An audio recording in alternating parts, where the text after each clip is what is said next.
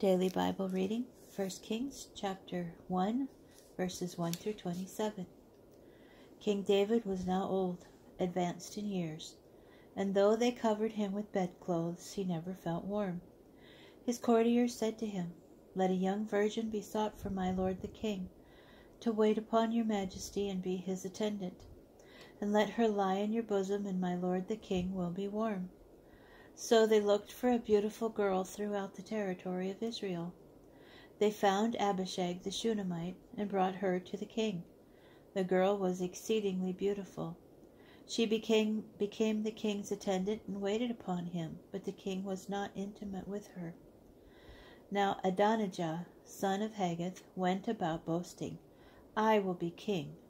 He provided himself with chariots and horses, and an escort of 50 outrunners. His father had never scolded him. "Why did you do that?" He was the one born after Absalom, and, like him, was very handsome. He conferred with Joab, son of Zeruiah, and with the priest Abiathar, and they supported Adonijah. But the priest Zadok, Benaiah, son of Jehoiada, the prophet Nathan, Shimei, and Rei, and David's own fighting men did not side with Adonijah. Adonijah made a sacrificial feast of sheep, oxen, and fatlings at the Zoheleth stone, which is near En Rogel. He invited all his brother princes and all the king's courtiers of the tribe of Judah. But he did not invite the prophet Nathan, or Benaiah, or the fighting men, or his brother Solomon. Then Nathan said to Bathsheba, Solomon's mother, "You must have heard that Adonijah, son of Haggith, has assumed the kingship without the knowledge of our Lord David.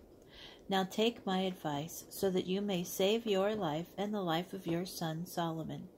Go immediately to the king David and say to him, 'Did not you, O Lord King, swear to your maidservant, your son Solomon shall succeed me as king, and he shall sit upon my throne?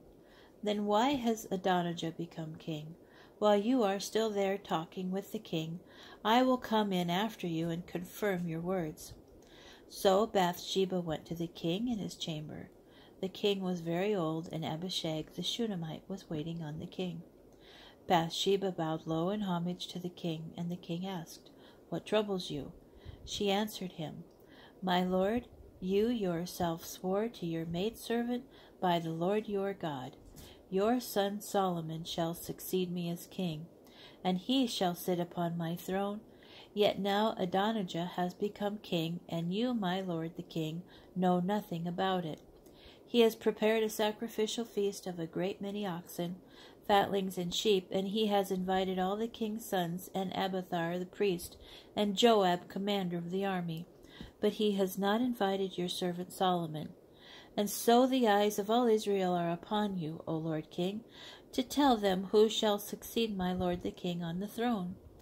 Otherwise, when my lord the king lies down with his fathers, my son Solomon and I will be regarded as traitors." She was still talking to the king when the prophet Nathan arrived. They announced to the king, "The prophet Nathan is here." And he entered the king's presence. Bowing low to the king with his face to the ground, Nathan said, "O Lord King, you must have said, 'Adonijah may succeed me as king, and he shall sit upon my throne.' For he has gone down today and prepared a sacrificial feast of a great many oxen, fatlings, and sheep. He invited all the king's sons and the army officers and Abiathar the priest. At this very moment they are eating and drinking with him, and they are shouting, 'Long live King Adonijah!' But he did not invite me, your servant, or the priest Zadok, or Benaiah, son of Jehoiada, or your servant Solomon. Can this decision have come from my lord the king, without your telling your servant who is to succeed the throne of my lord the king?"